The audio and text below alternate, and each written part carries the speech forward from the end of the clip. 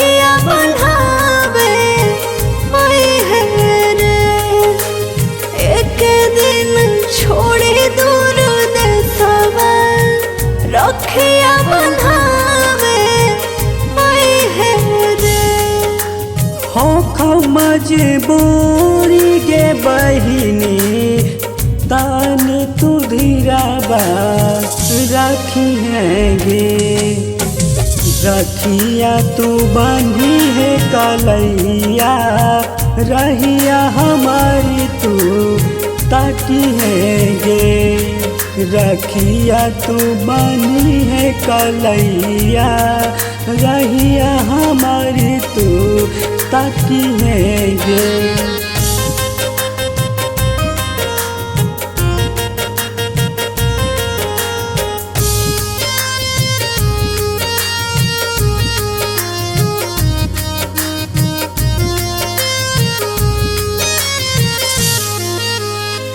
तोरा बिन लागो हो सुन चारू ओर रे। ओई बिना तो भैया बहुत अखिया से लोर रे।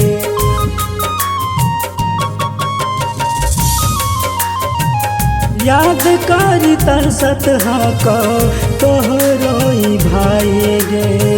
दूर कैले तो से बहिनी गरीबी के कमाई गे। पीछे रहिया कबो नहीं भैया हथवा हमसे छुड़ई है रे। पीछे रहिया कबो नहीं भैया हथवा हमसे छुड़ई है रे। एक दिन छोड़े दूर देशवा रखिया बंधावे रे। रखिया तू बानी है कलैया रहिया हमारी तू ताकी है गे।